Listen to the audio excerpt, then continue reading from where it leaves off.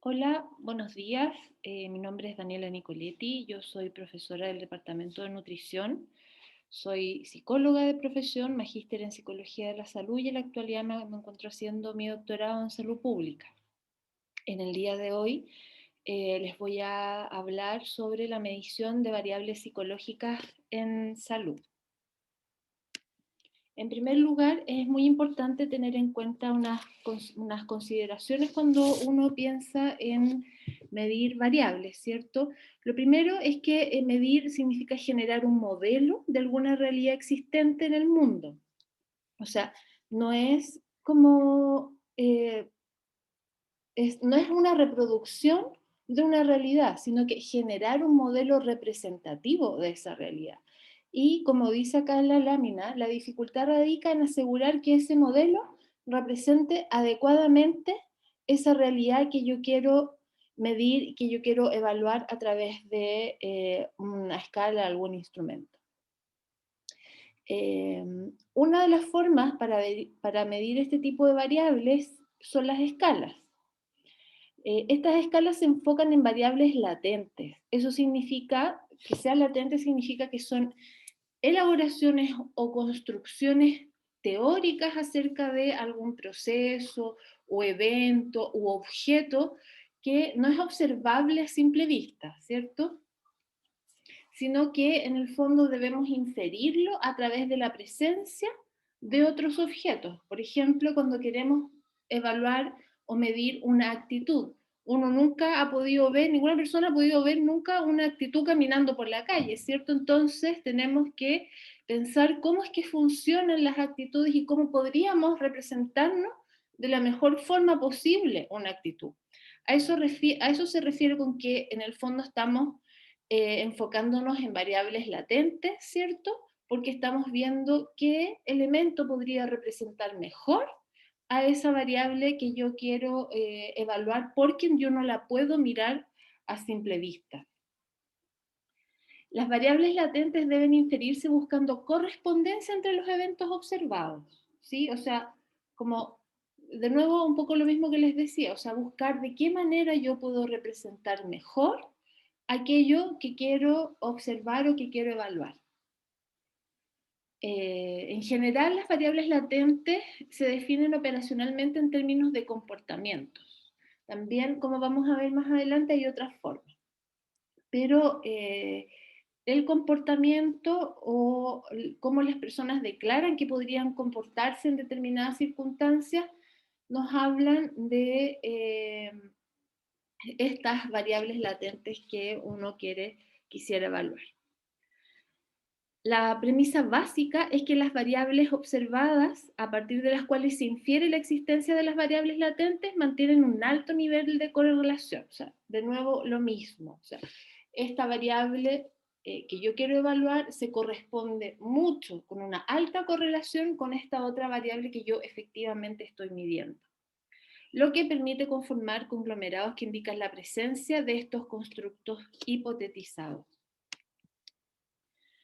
Eh, Respecto a las variables psicológicas, como ya les había adelantado, este tipo de variables no se pueden observar. O sea, por ejemplo, la altura de una mesa, el largo de una mesa, el ancho de una mesa son cosas que yo puedo observar, por lo tanto lo puedo medir con una wincha de medir, ¿cierto?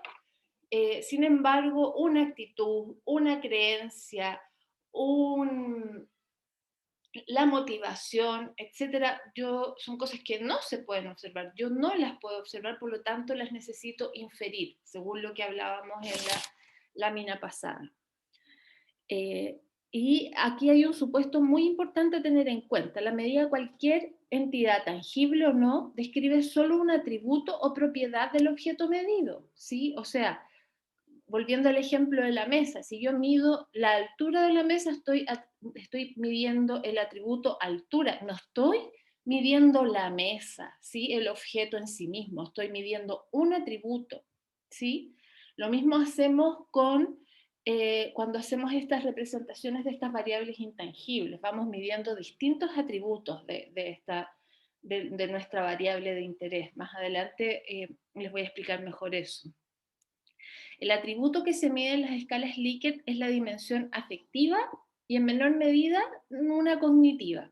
Afectiva en relación a que la persona manifiesta un cierto interés, un cierto acuerdo, una disposición negativa o positiva frente a un estímulo que uno les entrega. Por eso, en el fondo, se dice que el atributo que uno mide a través de escalas Likert, que son las escalas que uno habitualmente utiliza, sin embargo hay otras, es esta dimensión afectiva.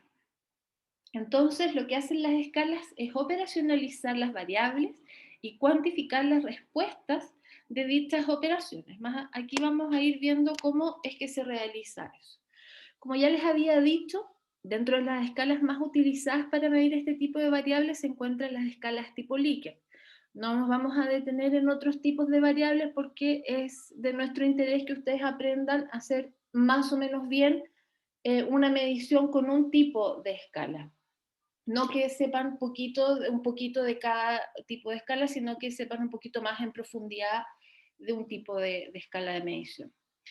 Bueno, este tipo de escalas plantean enunciados frente a los cuales los individuos deben manifestarse según el grado de favorabilidad frente a este. Y su nivel de medición es ordinal. ¿Qué significa que sea ordinal? Que ordena, ¿cierto?, a los individuos en un continuo que va desde lo menos favorable hacia lo más favorable o viceversa. En este caso del ejemplo, yo le planteo un enunciado sencillo a las personas que dice, a ustedes en este caso, este curso es útil para mi desempeño profesional futuro.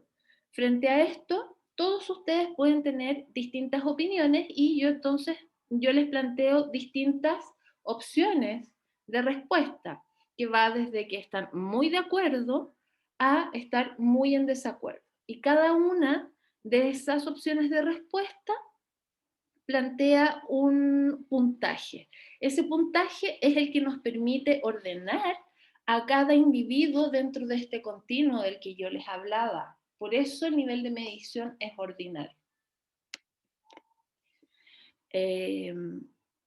Bueno, ordena a las personas en función de su nivel de acuerdo o desacuerdo con las proposiciones o enunciados, eso ya lo habíamos visto. Y si la escala es válida, las personas tenderán a puntuar favorablemente frente a los enunciados en la medida en que su actitud sea efectivamente favorable. Es decir, cuando una escala es válida significa que es coherente, ¿sí? Que efectivamente muestra lo que las personas sienten, ¿sí? Esto significa que la escala mide lo que dice medir, ¿sí? En este sentido, esto se llama relación monótona, ¿sí? Quizás ahí la definición de relación monótona es un poco compleja, pero lo que quiere decir es lo que recién les mencionaba, ¿no? Eh, que efectivamente las personas tienen la posibilidad de puntuar muy similar, ojalá igual, a cómo se sienten, ¿sí? Y cuando una escala es válida, se da esta relación monótona, en que si una persona se encuentra de acuerdo con un enunciado o con un cierto objeto o con lo que estamos midiendo, efectivamente eso es lo que va a mostrar la escala. ¿Cuáles son los supuestos a la base del concepto de variables psicológicas para poder ser medidas mediante la escala Likert? Uno, que ya lo habíamos visto un poco, es que constituyen constructos hipotéticos, o sea, que uno infiere. Eso significa que no son objetivamente observables, sino que uno infiere. Las creencias son inferidas, ¿cierto? La motivación, uno infiere que las personas tienen un cierto nivel de motivación en función de las opiniones que da, en función de la conducta que tiene, ¿sí? O sea, son otras cosas las que vamos observando para inferir que ese constructo que nosotros estamos midiendo se comporta de tal o cual forma. Se pueden referir a objetos, a personas o a situaciones, ¿sí? O sea, uno puede medir, como decíamos, usualmente las escalas Likert miden la variable de actitud, pero también se pueden evaluar otras variables y esas actitudes pueden ser referidas a un objeto, a una persona o a una situación. O sea, en el caso del ejemplo que yo les ponía, ¿cierto? Acá acá estamos midiendo el objeto curso, este curso como objeto, ¿cierto?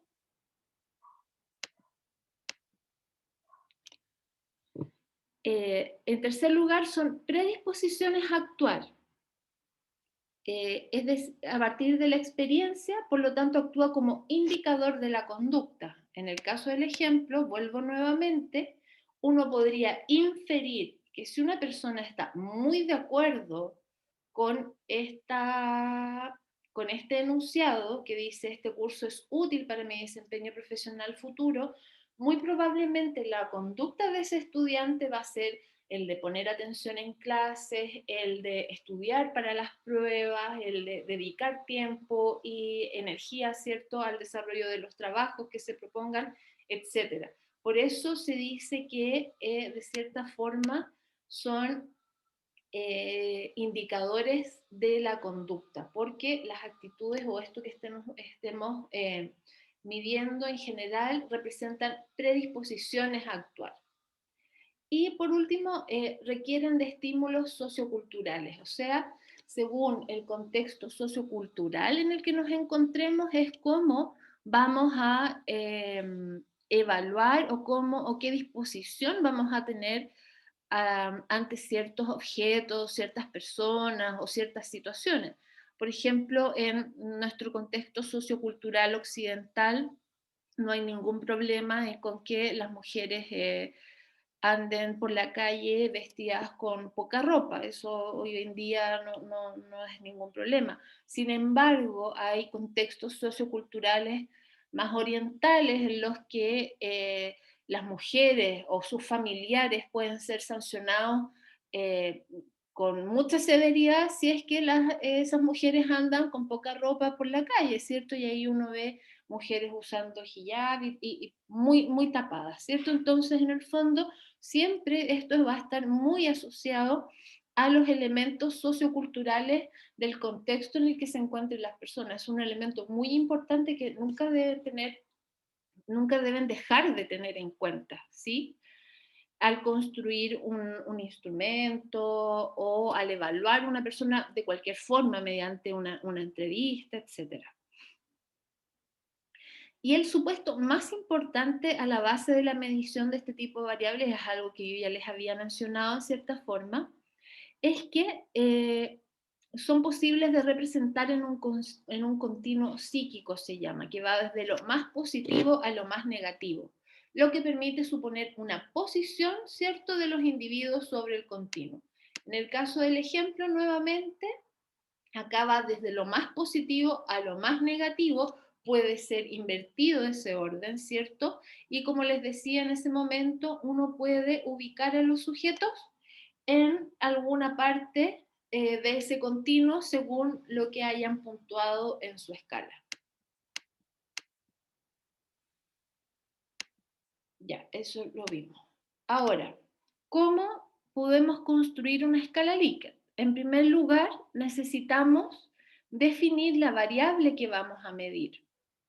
¿Sí? Entiendo que ustedes ya están trabajando en ciertos temas, en ciertas variables, y em, entonces la idea es que puedan definir, escoger alguna variable que se relacione con esos temas. Un ejemplo que usamos muy frecuentemente, que claramente tiene que ver con la profesión que ustedes están estudiando, es la conducta alimentaria saludable, ¿sí? Eso es conducta alimentaria saludable, es una variable que uno puede medir, ¿sí? O actitud hacia una conducta alimentaria saludable. Luego de definir la variable a medir, tenemos que definir las dimensiones que tiene esta variable, es decir, así como una mesa tiene un alto, un ancho, un largo, ¿cierto? Eh, la conducta alimentaria saludable tiene ciertas características que puede tener que ver con, por ejemplo, estoy inventando, ustedes ahí tienen que ir evaluando según cada uno de sus temas. Consumo de líquidos, ¿cierto? ¿Qué tipo de líquidos consume la persona? ¿Qué tipo de, si consume frutas y verduras? y así, ¿no? Vamos definiendo cuáles son las dimensiones que yo voy a incluir dentro de la variable que yo quiero medir. Luego vamos construyendo y haciendo como la recolección de los enunciados. ¿De dónde podemos sacar estos enunciados? Un enunciado es como el que yo les mostraba en el ejemplo, ¿sí? Esos enunciados a su vez componen las dimensiones y el conjunto de estas dimensiones constituye la variable a medir. Los enunciados los podemos sacar de la revisión de literatura sobre el tema, los podemos sacar a través de entrevistas o conversaciones con individuos o grupos de personas que conozcan esta variable a analizar y a través de los conocimientos del mismo investigador, ¿cierto? ¿Qué características tienen que tener estos enunciados? En primer lugar, obviamente deben guardar relación con el objeto de estudio, ¿cierto? Deben reflejar la actitud presente de los individuos. Ojo, sí, aquí dice, tiene que estar redactado en tiempo presente. No podemos preguntar por el pasado o por lo que podría llegar a ser. ¿Sí? ¿Se acuerdan en el ejemplo cómo estaba planteado? Este curso es útil para mi desempeño profesional futuro. O sea, no alude a una situación pasada, sí alude al futuro, pero alude a mi opinión actual, no a lo que pensé en el pasado ni a lo que yo podría pensar en el futuro, ¿sí? ¿Se entiende esa sutileza? Que si bien en este ejemplo yo aludo a una situación futura, pregunto por la opinión actual, ¿sí? Uno siempre tiene que preguntar por la opinión actual.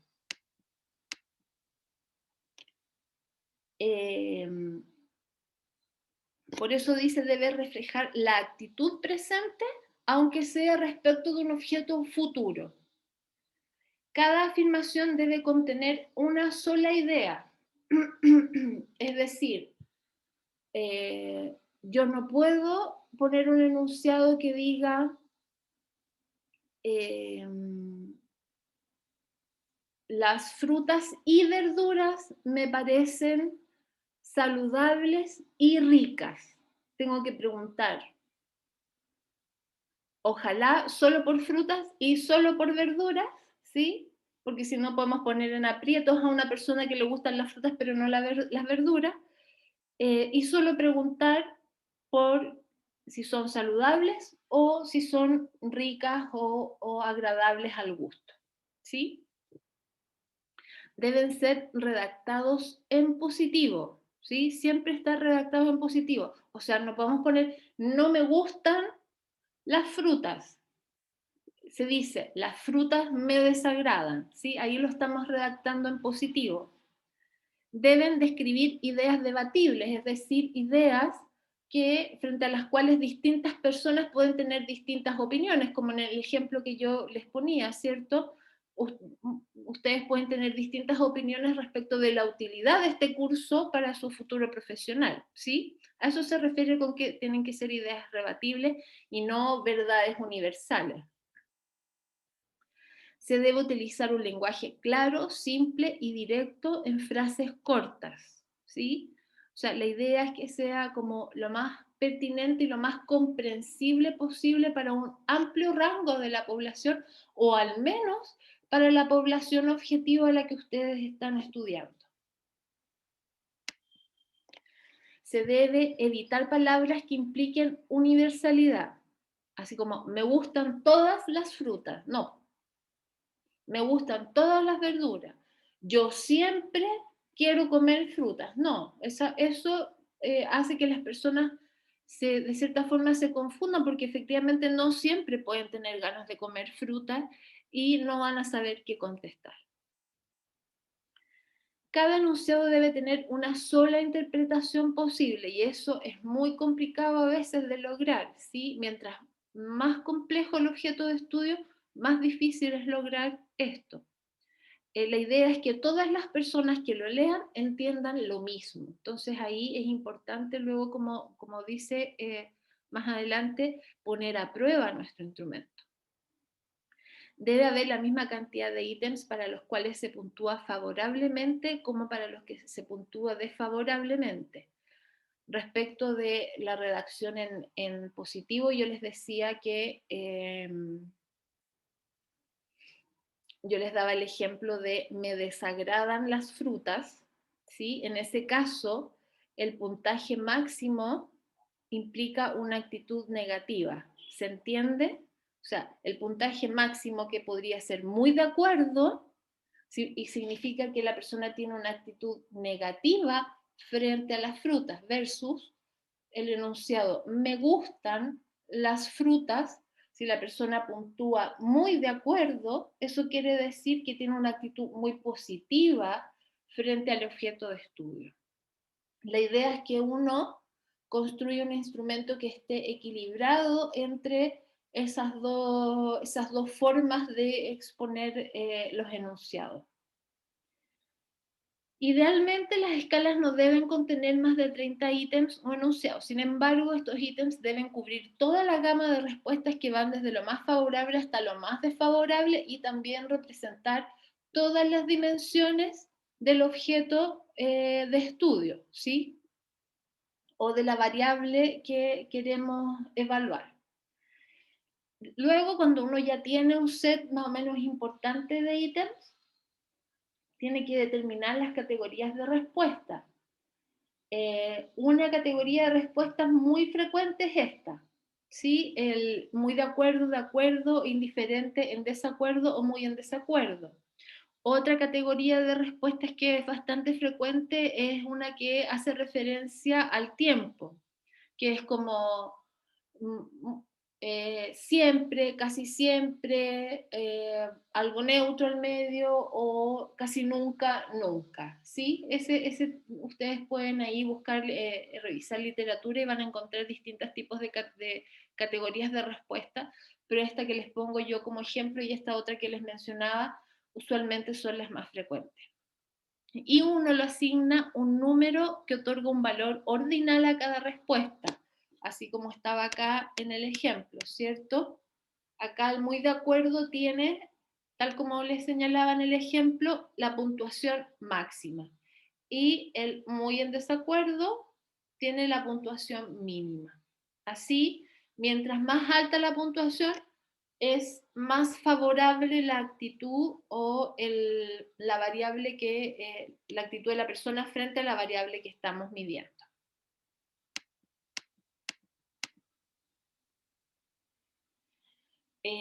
Así como datos, se pueden encontrar escalas con hasta 6 o 7 alternativas de respuesta. La medida estándar es 5, como se muestra acá en este ejemplo. Sin embargo, sobre todo cuando uno está preguntando por temas que pueden ser un poco complejos o que pueden estar muy interferidos por la deseabilidad social, se recomienda quitar esta opción intermedia, o sea, para que la persona realmente como se comprometa con una postura, porque la posición intermedia, este indiferente, es como ni fu ni fa, no me va ni me viene, ¿cierto? Es como una posición cómoda intermedia y en realidad lo que estamos buscando es que las personas se sitúen en algún punto desde lo más agradable a lo menos desagradable, de lo más positivo a lo más negativo, ¿sí? Por último, como ya les había adelantado un poco, se debe realizar una aplicación piloto, ¿sí? Se aplica una muestra representativa de la población a la que queremos estudiar y se debe obtener una cierta puntuación. Luego ahí cuando uno tiene esas puntuaciones puede hacer análisis de validación, pero no es el objeto de este curso en este momento. Pero la aplicación piloto les va a servir para ver cuáles ítems funcionan mejor, si hay algún ítem que no se entiende, etc. Eso era entonces lo que les tenía que contar. Entiendo que también les voy a dejar una guía para que puedan desarrollar su propia escala.